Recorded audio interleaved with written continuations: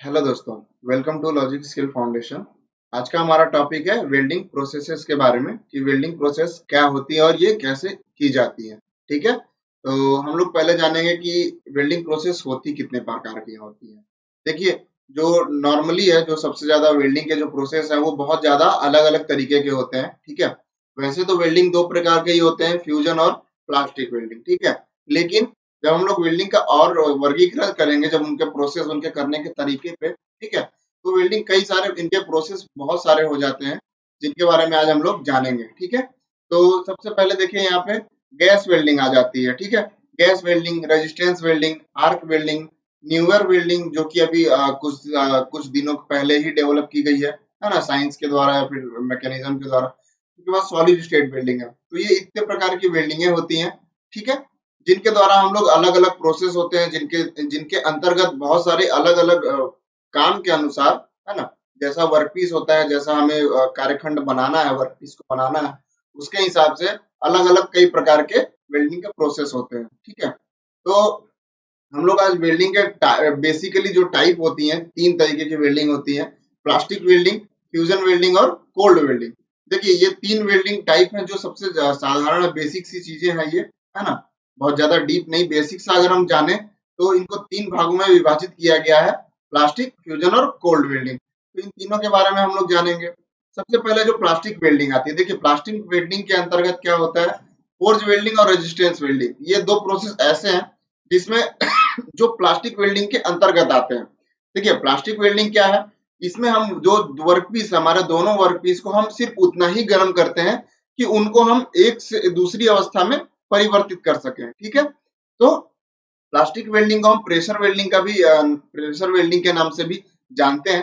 तो plastic welding में यही होता है कि हमारा एक पार्ट है और दो पार्ट, दोनों पार्ट को हम उतना गर्म कर देंगे, उनको प्लास्टिक अवस्था तक गर्म करेंगे, मतलब सिर्फ लाल करेंगे कि वो उनको हम एक अवस्था से दूसरे अवस्था में चेंज कर सके। और जब हम प्लास्टिक अवस्था तक गर्म करते हैं किसी लोहे को, फिर उसको एक दूसरे के ऊपर रख के, है ना, एक दूसरे के ऊपर या फिर एक साथ रख के उसके ऊपर जब हम प्रेशर देते हैं, ठीक है, जो हमारा प्रेशर जब पड़ता है उस दोनों के ऊपर में, तो वो दोनों लोहे या फिर दोनों वर्कपीस है, वो आपस में जुड़ जाते हैं, जो कि प्लास्टिक वेल्डिंग कहलाते हैं। ठीक है, फ्यूजन वेल्डिंग, फ्यूजन वेल्डिंग देखिए एक नॉन प्रेशर वेल्डिंग प्रोसेस है। ठीक है, इस वेल्डिंग के प्रोसेस में प्रेशर की हमें जरूरत नहीं पड़ती, दबाव की जरूरत नहीं पड़ती। इसमें जो हमारा मेटल जॉइंट होता है वो हीट के जरिए, है ना, जब हम गर्मी देते हैं, लोहे को हीट देते हैं, है ना, चाहे वो इलेक्ट्रिक के जरिए हो या फिर गैस के जरिए, है ना, किसी भी एक माध्यम से अगर जब हम हीट देते हैं मेटल को, तो हीट हमारा जो हीट होता है वो मेटल को एकदम उसके मेल्टिंग पॉइंट तक मेल्ट कर देता है, पिघला देता है। ठीक है, जब हम दो मटेरियल को आपस में पिघला के, उनको बिना प्रेशर के पिघलाए, है ना, हीट के द्वारा उनको पिघलाने के बाद बिना प्रेशर के दोनों को आपस में जोड़ने की जो प्रक्रिया कंप्लीट होती है, जो प्रोसेस कंप्लीट होता है, उसको हम लोग फ्यूजन वेल्डिंग बोलते हैं। ठीक है, इसके अंतर्गत देखिए जैसे गैस वेल्डिंग, आर्क वेल्डिंग या थर्मिट वेल्डिंग आती है। ये सारे जितने प्रोसेस है ये फ्यूजन वेल्डिंग के अंतर्गत आते हैं। उसके बाद आते हैं हम लोग कोल्ड वेल्डिंग पे। देखिए, कोल्ड वेल्डिंग ऐसी है, ये ऐसा प्रोसेस है ना, इसके अंतर्गत जो एप्लीकेशन है उसमें हीट की जरूरत नहीं होती है। ठीक है, इसमें हम, ये जरूरी नहीं है कि हम हीट देने के बाद ही जोड़ें। ठीक है, ये प्रेशर वेल्डिंग से ही रिलेटेड, इसमें कई सारे, ये एक तरीके से प्रेशर वेल्डिंग में भी आता है कोल्ड वेल्डिंग, है ना, जिसमें हीट की जरूरत बहुत कम जब पड़ती है या फिर ना के बराबर पड़ती है। इसके अंतर्गत क्या क्या चीजें आती हैं, इसमें हम लोग जो नॉन फेरस मेटल उनको जोड़ने का काम करते हैं, या फिर शीट मेटल है उसको जोड़ने का काम करते हैं, एल्यूमिनियम या फिर एलॉय है। ठीक है, तो उन सारे चीजों को हम लोग जोड़ने का काम करते हैं। ठीक, इसमें इसमें जो वेल्डिंग के जो प्रोसेस आते हैं, उसमें जैसे अल्ट्रासोनिक वेल्डिंग हो गया। अल्ट्रासोनिक वेल्डिंग में लेजर के द्वारा वेल्डिंग का प्रोसेस जो है वो कंप्लीट किया जाता है, तो उसमें हीट की जरूरत नहीं है। जो हमारा लेजर जाता है वही हमारे दोनों मेटल को आपस में पिघला के जोड़ देता है तुरंत। कोल्ड मतलब ठंडा, लोहा गर्म नहीं हो पाता। ठीक है, फिर उसके बाद फ्रिक्शन वेल्डिंग, घर्षण के द्वारा जब हम लोग घर्षण करेंगे, तो जरूरी है कि वहां पे घर्षण के बाद गर्मी और उसके बाद ही पिघलना शुरू होगा, लेकिन इसमें बहुत ज्यादा हीट की आवश्यकता नहीं होती, हम लोग को प्री हीटिंग की जरूरत नहीं पड़ती है। उसके बाद एक्सप्लोसिव वेल्डिंग, एक्सप्लोसिव वेल्डिंग में क्या होता है, एक पार्ट हमने कहीं पे रख दिया, उसके ऊपर हमने जो एक्सप्लोसिव रखा है ना, फ्लक्स के साथ, और फिर उसपे हम दूसरे पार्ट को बहुत तेजी से फेंकते हैं या फिर तेजी से गिराते हैं तो हमारा वो दोनों पार्ट एक्सप्लोज होके एक दूसरे में चपक जाता है, ठीक है। तो वहां पे ये सारी वेल्डिंग जो प्रोसेस है इसमें प्री हीटिंग की जरूरत नहीं पड़ती है। और जो प्लास्टिक वेल्डिंग है, प्लास्टिक वेल्डिंग का ही एक टाइप है कोल्ड वेल्डिंग। लेकिन प्लास्टिक वेल्डिंग में क्या है, हमें जो हमारा मेटल है उसको प्री हीट करना पड़ता है, उसको जोड़ने से पहले हमें गर्म करना पड़ता है। लेकिन जो कोल्ड वेल्डिंग है इसके अंतर्गत जो एप्लीकेशन है, हीट का जो जरूरत है, वो प्री हीटिंग का जो जरूरत होता है वो नहीं पड़ता है, ठीक है। इसको हम लोग इंस्टेंट हीट करते हैं और तुरंत जोड़ के फिर तुरंत ठंडा भी कर देते हैं, इसीलिए हम लोग इसको कोल्ड वेल्डिंग में लेते हैं, ठीक है। अब हम लोग जानेंगे जो मेन वेल्डिंग प्रोसेसेस है, जो सबसे ज्यादा यूज होने वाले प्रोसेस है, ठीक है। सबसे ज्यादा मतलब कि जैसे इंडस्ट्रीज में या फिर किसी भी छोटे वर्कशॉप्स के अंदर में जो सबसे ज्यादा यूज होते हैं, जो आपको बहुत ज्यादा यूजफुल है, जिनके बारे में हम लोग आज जानेंगे, ठीक है। तो पहला है आर्क वेल्डिंग, दूसरा गैस वेल्डिंग, तीसरा गैस मेटल आर्क और चौथा है गैस टंगस्टन आर्क वेल्डिंग, यानी कि टिग और मिग। इसके बारे में हम लोग जानेंगे। तो सबसे पहले हम लोग जानेंगे जो हमारा मैनुअल मेटल आर्क वेल्डिंग है या फिर आर्क वेल्डिंग के बारे में जानेंगे। देखिए आर्क वेल्डिंग में क्या होता है, हम एक बिजली के छड़ के द्वारा, है ना, एक प्लेट में, हमारी पिछली वीडियोस में बताया गया है कि आर्क बनाने की क्या प्रक्रिया होती है और आर्क होता क्या है।